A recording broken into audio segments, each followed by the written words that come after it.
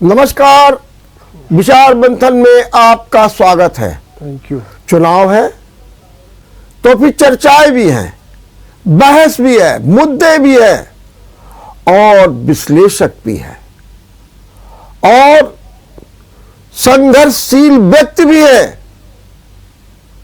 मतलब सीधा सीधा यह है कि चुनाव की धार, चुनाव की वार, चुनाव का पलटवार सबके लिए एक राजनीतिक परिदृश्य पैदा कर रहा है। लोग सोच रहे हैं कि मेरे लिए क्या है, कैसा चुनाव हो रहा है। आज हम इसी पर चर्चा करेंगे और इस चर्चा में मेरे साथ जुड़े हुए हैं समाज सेवी कहे, शिक्षाविद कहे, विभिन्न संस्थाओं से जुड़ करके संघर्ष करने वाले, 70 लाख लोगों के पेंशन की लड़ाई लड़ने वाले और राम राज्य परिषद के महामंत्री एसबी शर्मा। एसबी शर्मा जी का मैं बहुत बहुत स्वागत करता हूं। शर्मा जी, आपने बहुत इलेक्शन देखे और मैं तो ये मानता हूं कि आपने बहुत इलेक्शन लड़ाए भी हैं, बारीकी से भी देखा है, आपने उनकी झनकार भी सुनी है, उनकी टंकार भी सुनी है। अगर आपके पिछले इन चुनाव के अनुभव को देखते हुए जो ये वर्तमान में चुनाव हो रहा है, इसका जो परिदृश्य सामने आ रहा है, इसके बारे में आपका क्या कहना है? इन चुनाव में मेरे ख्याल से जो असल मुद्दे हैं वो किनारे कर दिए गए हैं। आज महंगाई है, आज बेरोजगारी है, आज पेंशनर्स का इशू है, 70 लाख पेंशनर है पूरे देश के, उसका इशू है, उस पर कोई बात नहीं होती। पिछले 3 सितंबर 2013 से कोश्यारी कमेटी की रिपोर्ट पेंडिंग है। हमारे जो पेंशनर्स हैं वो 1000 रुपये भी उनको नहीं मिल रहा है, उसी में गुजारा कर रहे हैं। जिन्होंने 35 साल अपने डिपार्टमेंट में, पब्लिक सेक्टर्स में काम किया और वृद्धावस्था में वो किस तरह से अपना परिवार चलाएं, ये तो एक सोचने की बात है। इसमें हम लोगों ने 16 नवंबर 1995 से ये पेंशन स्टार्ट हुई और उसके बाद में एक्सपर्ट कमेटी गठित हुई, जिसकी रिपोर्ट सेंट्रल गवर्नमेंट, तत्कालीन central government Congress, led by the Congress party, जनवरी फरवरी 2014 में मेरी 6 राउंड मीटिंग हुई सेंट्रल मिनिस्टर से। उसमें मेरे साथ दक्षिण के लोग थे। एक डॉक्टर नच्छीपन थे, वो उद्योग मंत्री थे, वो हिंदी जानते नहीं थे। उनसे 3-4 राउंड बात हुई तो उन्होंने कहा we are at the departing stage and we know that will not be repeated. तो हमने कहा कि नहीं, आपके पास एक्सपर्ट कमेटी की रिपोर्ट पेंडिंग है, उसको आप लागू कर दीजिए। तो उन्होंने हमारी बात को 6ठे राउंड में फाइनली टच दे करके उन्होंने कहा ठीक है, हम इसको लागू कर दे रहे हैं। 1/4/2014 से उन्होंने लागू की और साथ में 15,000 पेंशनेबल अमाउंट स्टार्ट उन्होंने फिक्स किया। अगर वो 15,000 अमाउंट न फिक्स होता तो आज 1,000 के ऊपर एको नहीं बढ़ता। तो ये लास्ट में हम करा के लाए थे, 1,000 भी पूरा नहीं किया। जब वो न तो गजट निकाल पाए थे, न शासनादेश नहीं, लेकिन मेरा शर्मा जी सवाल ये है कि आप इतनी लड़ाई लड़ रहे हैं जी, और वो कौन सी परिस्थितियां हैं खास तौर से पेंशनर्स की, जबकि कोश्यारी कमेटी की रिपोर्ट आ चुकी है कि 3,000 रुपए दिया जाए, डीए दिया जाए, तो ये सरकार क्यों नहीं कर पा रही है? बल्कि एक नई पेंशन नीति आ गई जिसको लेकर के कर्मचारी बहुत विरोध कर रहे हैं। थोड़ा संक्षेप में इसको बताइए कि क्या परेशानी है? सरकार की हठधर्मी है। सरकार ने देखिए पहले रिव्यू लगा दिया। सुप्रीम कोर्ट ने सबसे पहला आदेश किया 4/10/16 को। उसमें उन्होंने कहा कि जो 50% at the time of retirement what ever one is was getting 50% of the total salary should be given them pension. It is not a gift, it is not a donation, it is the fundamental right of the EPS pensioners. ये पहला order हुआ था 4/10/16 को। फिर दोबारा एक आदेश हुआ अप्रैल 2019 में। इस बीच में केरल हाई कोर्ट और मद्रास हाई कोर्ट ने आदेश किए कि उन्होंने सब मान ली हमारी बातें, और फिर ये आया सुप्रीम कोर्ट में। सुप्रीम कोर्ट ने भी उस पर मुहर लगा दी। इस बीच में सरकार ने क्या किया, रिव्यू ले आए। रिव्यू के साथ में सबसे बड़ी ताज्जुब की बात यह हुई कि एक रिट डाली by the central government of India की तरफ से। इतना ज्यादा इसमें पड़ गई है कि सेंट्रल गवर्नमेंट की तरफ से रिट डाली, और वो हमारी भाई एक लाइन में ये बताइए कि सरकार कहती क्या है इस मामले में? सरकार देना नहीं चाहती। नहीं, कहती कुछ तो तर्क देती होगी ना। सरकार ये कहती है हमारे पास पैसा नहीं है। हमने हमारी जब 3 राउंड फाइनेंस उनसे लेबर मिनिस्टर से बात हुई पार्लियामेंट में, तो मैंने कहा देखिए 4.5 लाख रुपया, 4.5 लाख करोड़ हमारा सरप्लस में जमा है। बोले कि आपके पास फिगर कहाँ से है? मैं it is the RTI figure, ये मैंने खुद नहीं बनाई है।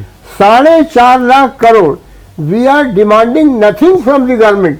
हम तो अपने पैसे से ही अपनी पेंशन बढ़ोतरी की आपसे मांग कर रहे हैं, मतलब। और लेकिन सरकार की हठधर्मिता, न्यायालय में कोर्ट है जो है ये सुनवाई हो रही है।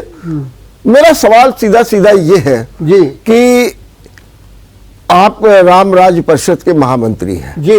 इस समय राम राज्य की बात की जा रही है। राम राज्य लाने के लिए हमारी सरकार, चाहे केंद्र की हो चाहे उत्तर प्रदेश की हो, प्रयत्नशील है।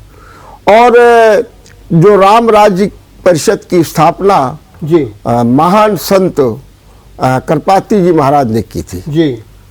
मैं खाली आपसे थोड़ा सा इतना जानना चाहता हूं कि महाराज ने जब ये राम राज्य परिषद की स्थापना की थी, उनके हिसाब से राम राज्य की अवधारणा क्या थी? पंडित नेहरू जब भारत के प्रधानमंत्री थे तो करपाती धर्म सम्राट स्वामी करपाती जी महाराज ने गोवध के ऊपर, गोवध निषेध के ऊपर उनसे बात रखी।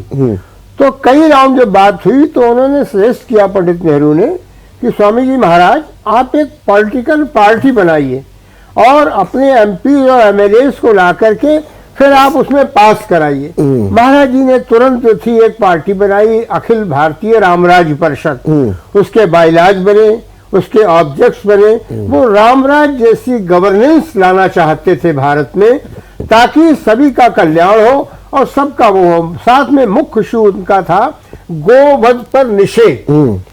तो उन्होंने इस रामराज परिषद को इलेक्शन कमीशन से मान्यता प्राप्त की और उनके टाइम तक 82 तक कई हमारे MPs और कई MLA देश की कई विधानसभाओं में और लोकसभा में पहुंचे, लेकिन संख्या बल इतना ज्यादा नहीं था कि हम इसको ले आते। आंदोलन और सत्याग्रह चलते रहे। एक उस समय आपको ध्यान होगा निरंजन देव तीर्थ थे पुरी के शंकराचार्य, तो वो और धर्म शंकराचार्य कृष्णबोधाश्रम जी महाराज, उनको चलती फिरती वेद की लाइब्रेरी कहा, इतने विद्वान थे। तो इन सब ने मिलकर के और तमाम संतों ने मिलकर के आग्रह किया। उस टाइम पर नेहरू जी तो 17 साल कुछ महीने भारत के प्रधानमंत्री रहे। फिर शास्त्री जी आए और बाद में इंदिरा जी प्रधानमंत्री बनी। इंदिरा जी महाराज जी के आशीर्वाद से ही बनी थी। मेरा एक सवाल इस जगह थोड़ा सा है जी कि जो गोवंश जो का वध हो रहा था जी, उसको दूर करने के लिए राम राज्य परिषद की स्थापना की गई जी। मेरा सवाल सीधे सीधे है, क्या जो उद्देश्य महाराज जी ने लिया था, लक्ष्य लिया था, आज आपको लगता नहीं कि वो पूरा हो रहा है? नहीं पूरा हुआ। क्यों नहीं हो रहा?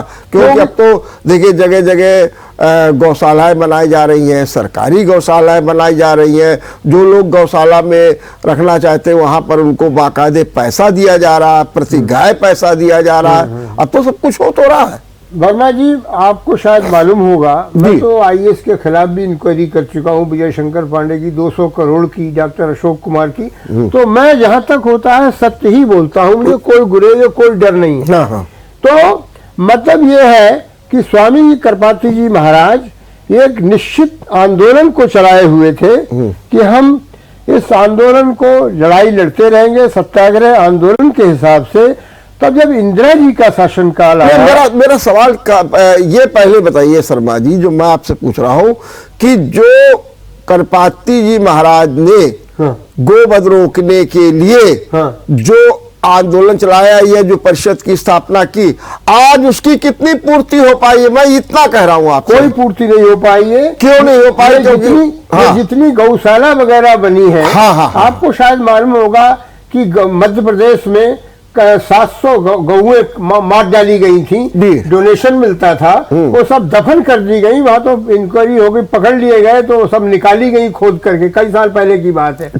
और ये जो केवल पाखंडवाद ज्यादा चल रहा है, अगर हर व्यक्ति एक गाय, महाराज जी कहते थे, हर व्यक्ति घर में एक गाय पालने लगे तो उसको दूध दही घी भी मिलेगा और उसका परिवार का पोषण भी उसी दूध से और उससे होगा। लेकिन आज उसकी पूर्ति नहीं हो रही है।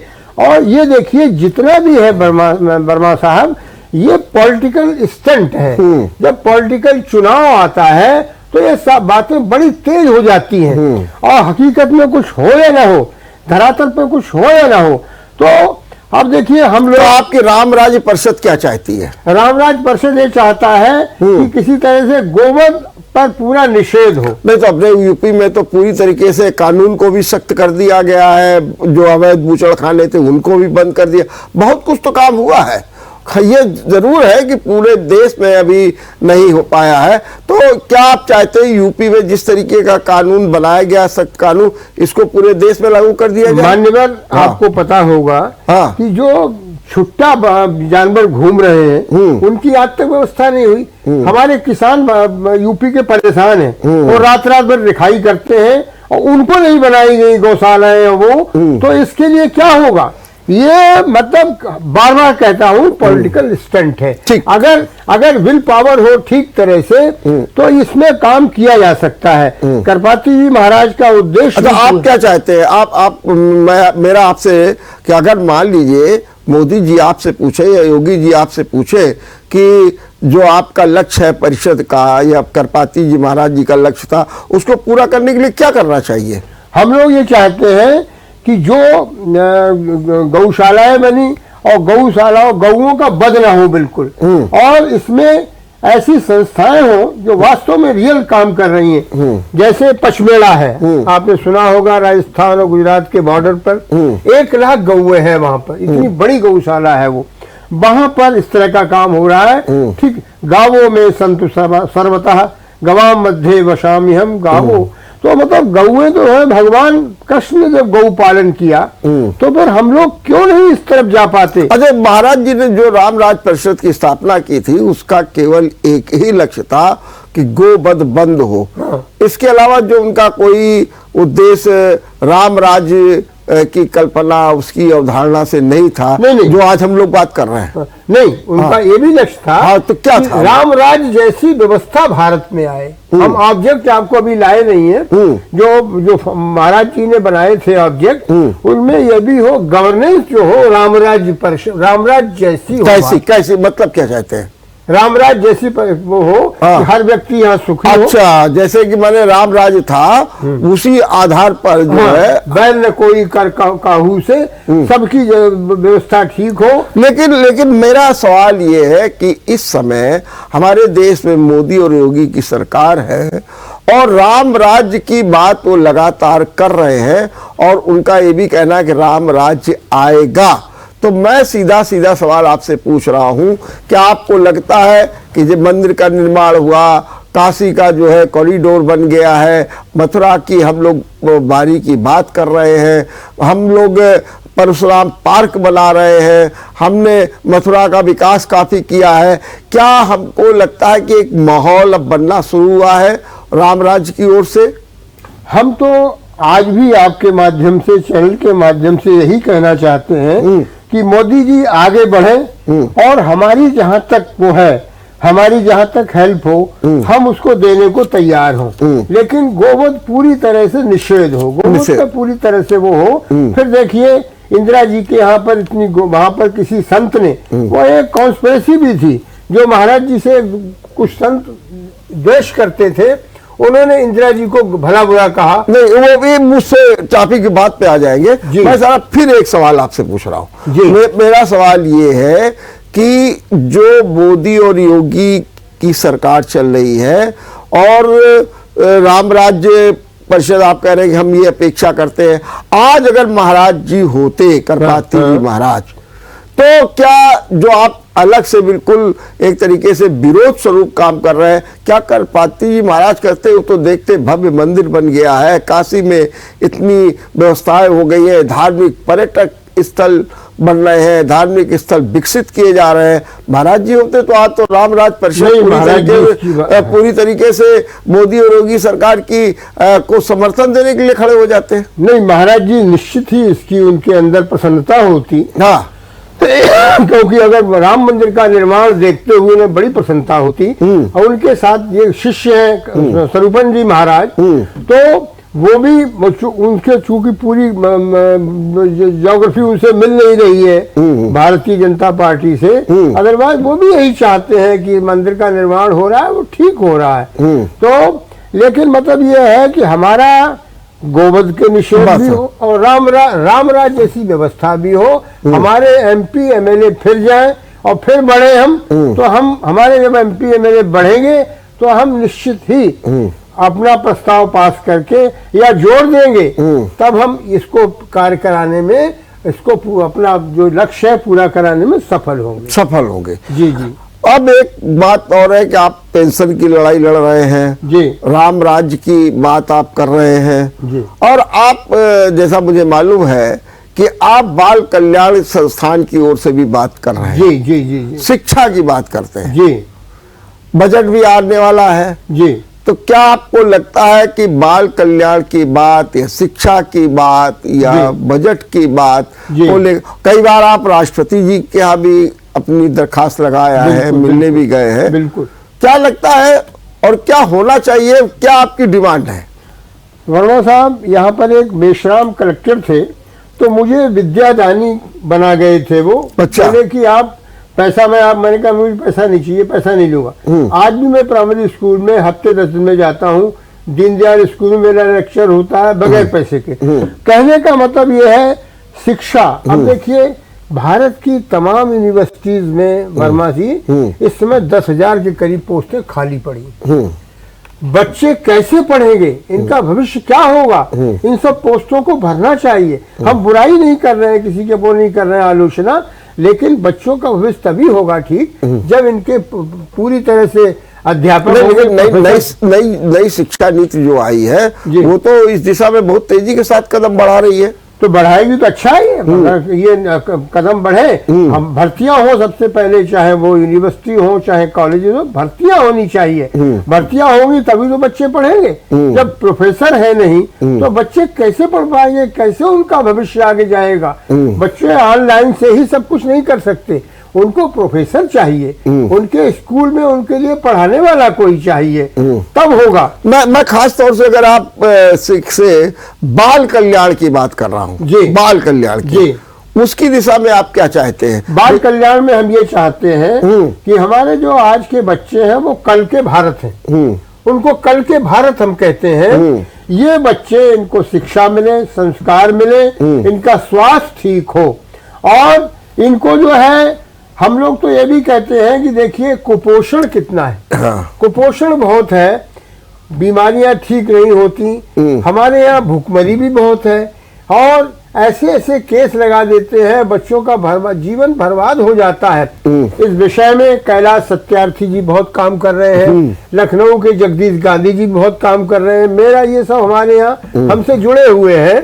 तो कहने का मतलब ये है, बाल कल्याण की तरफ से हम बराबर लिख रहे हैं कि बच्चों का बाल श्रम रोका जाए, बाल श्रम रोका जाए। जब गवर्नर साहब यहाँ आए थे मेरे प्रोग्राम में, तो उन्होंने घोषणा भी कर दी थी कि बाल श्रम रोका जाए, और ये चाचा नेहरू अस्पताल की भी हमने उसमें मांग उठाई थी, तो ये तो चालू हो रहा है। तो मतलब कहना ये, बच्चों का अगर भविष्य सुरक्षित नहीं होगा वर्मा साहब, तो हमारे बच्चे ही कल के भारत हैं। ठीक बात। इनका शिक्षा, इनका स्वास्थ्य, इनकी जो वो चीजें हैं वो सब ठीक होनी चाहिए, तभी हमारा भारत स्वस्थ रह सकता है। चलिए हम यहाँ एक छोटा सा ब्रेक लेंगे और ब्रेक के बाद हम अपनी चर्चा को जारी रखेंगे। ठीक, ब्रेक के बाद आपका एक बार फिर स्वागत है।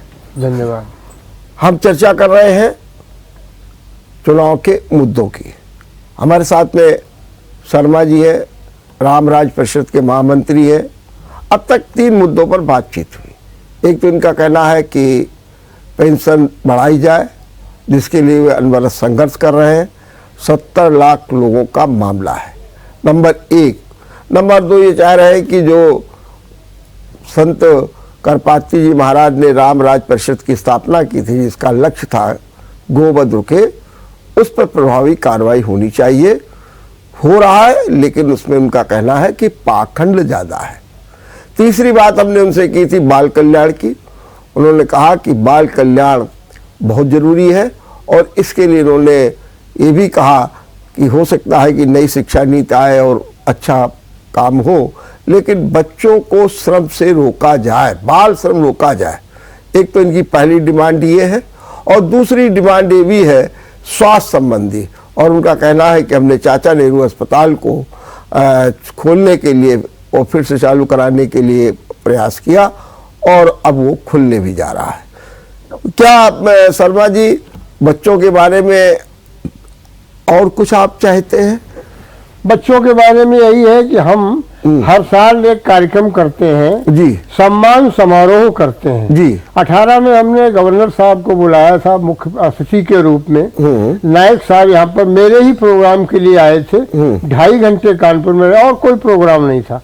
हम लोग गवर्नर हाउस गए, वहाँ भी उनके साथ चर्चा हुई और फिर आ गए वो। तो उन्होंने बाल श्रम की यहाँ घोषणा की और KPM अस्पताल को खोलने की घोषणा की। और हमने ये कहा कि जो लाइब्रेरी है वो स्कूलों में लाइब्रेरी की स्थापना हो।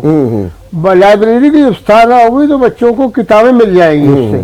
और क्या कहते हैं, जो हमारे बाल साहित्यकार हैं, बाल साहित्यकार इस तरह की पुस्तकें लिखें जिनसे बालकों का मनोरंजन भी हो, बालकों को पढ़ने में उसमें कठिनाई न हो, सरल पुस्तकें हों। आज हमने देखा है कि जो स्टॉल वगैरह पर रेलवे की पे बाल साहित्य की किताबें बहुत कम मिलती हैं। ये सब वहाँ जानी चाहिए। बाल साहित्यकार हमारे डॉक्टर राष्ट्रबंधु थे, आजकल भूधर जी इसमें अध्यक्ष हैं। तो बाल साहित्यकार को हम लोग प्रोत्साहित कर रहे हैं। तो मैं शर्मा जी, आपके जब मैं विभिन्न मुद्दों को देखता हूं तो मैं आपको इस रूप में देखता हूं कि आप एक गंगा प्रहरी भी हैं। क्या आपको लगता है कि जो नमामि गंगे की योजना आई वो गंगा जी के लिए वरदान साबित हुई है, या अब सरकार को और क्या करना चाहिए? अब यही है कि सरकार इसमें पहल करे थोड़ा सा कि बच्चों की तरफ ध्यान दे, बच्चों के कुपोषण ना हो बच्चों का। मैं गंगा की बात कर रहा हूँ। गंगा, हाँ, गंगा में गंगा प्रेमी हूँ। हाँ। मैंने ये असेंबली में 5 वर्ष में दौड़ा तो अटल घाट मैंने सैंक्शन कराया अखिलेश की मिनिस्ट्री में। तो ये उसके बाद में इन्होंने क्या किया, जब भारतीय जनता पार्टी अभी थोड़े दिन से बंद था, एक दिन मैंने ताला वाला सब तोड़ डाला उसका। मैंने कहा ये कोई right from Gangotri to Gangasagar किसी घाट में ताला नहीं लगता है। अब वो DM साहब जो यहाँ पर दक्षिणी थे, उन्होंने कहा नहीं आई एम इशूइंग ऑर्डर्स। अब बराबर खुलने लगा है। बहुत दिन तो ताला लगा रहा गंगा घाट पे। गंगा हमारी जीवनदायिनी है और गंगा के बहने के 3 ही उद्देश्य हैं। गंगा फ्लो, इसी जो सरकार ने इस दिशा में काम किया, हाँ, नमामि गंगे की ओर से, हाँ, जैसे अपना सीसामोर नाला बंद करा दिया, ये तो काम अच्छे हुए। लेकिन तब भी लोग कहा करते हैं कि नहीं साहब अभी ये काम और होना चाहिए। क्या एज ए गंगा प्रहरी आप क्या महसूस करते हैं?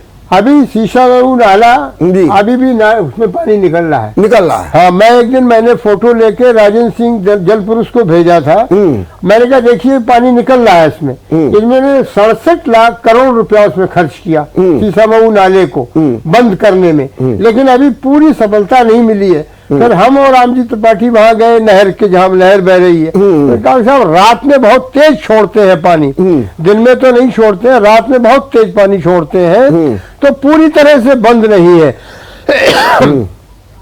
इसलिए गंगा जीवनदायिनी है। गंगा के 3 ही उद्देश्य हैं, Ganga flows without vacation, Ganga flows without discrimination, और गंगा फ्लोज बगैर किसी स्वार्थ के, बगैर किसी उसके गंगा बह रही है, जल की आपूर्ति करती है, कृषि के लिए सिंचाई की व्यवस्था करती है।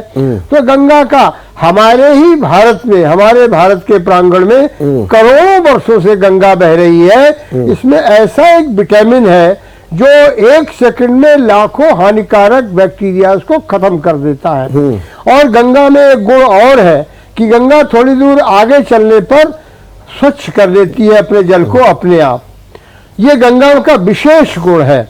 तो आप देखिए, मैंने जब कोरोना काल था तो राष्ट्रपति और प्रधान सबको लिखा, मैंने कहा आजकल का गंगा जल कोरोना के लिए सबसे बढ़िया दवा है, क्योंकि आजकल गंदा करने वाले आ नहीं रहे। मैं तो रोज जाता था और मैंने अपने घर में करीब 50 लीटर गंगा जल स्टोर कर लिया। मैंने कहा आजकल गंगा में गंदा करने वाले जा नहीं रहे हैं, कोरोना की दवाई सबसे बढ़िया गंगा जल है। भगवान आदि शंकराचार्य से पूछा गया कहा औषधि, तो उन्होंने बड़ा अच्छा जवाब दिया। बोले औषधि नाम जाह्नवी तोया वैद्यो नारायणो हरि। औषधि अगर है तो गंगा जी जाह्नवी का जल है और वैद्य स्वयं नारायण है। तो गंगा तो जीवनदायिनी है, और ये जीवनदायिनी की अगर हम उपेक्षा करेंगे तो ये गंगा मुक्तिदायिनी भी है, भुक्तिदायिनी भी है। मतलब आपका कहना ये है कि सीसा मऊ नाला अभी पूरी तरीके से बंद नहीं हुआ है और उसका पानी जाता है, इसकी आपने ऊपर शिकायत मैंने फोटो भेजी है, मैं आपको भेज सकता हूँ। तो क्या मेरा एक संक्षेप में उत्तर है, क्या इस दिशा में कोई आपके पास कोई जवाब आया? मेरे पास कोई जवाब, मैंने लिखा था।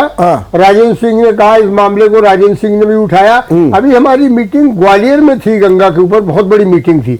उसमें सेंट्रल मिनिस्टर भी आए थे, माधवराव जी, और आपके नरेंद्र सिंह आए थे, प्रहलाद सिंह पटेल आए। 3 दिन मीटिंग चली। उसमें भी गंगा के बारे में कि उन्होंने कहा पानीदार बनिए, जब तक पानीदार नहीं बनेंगे तब तक गंगा को स्वच्छ नहीं कर पाएंगे। हमने जहां तक सुना है, कितना सत्य है कितना झूठ है, कि 10,000 करोड़ रुपया गंगा के प्रचार पे और काम पे खर्चा हुआ है, लेकिन उस हिसाब से काम नहीं हुआ। काम नहीं। चलिए, मेरा अब आखिरी सवाल है जी।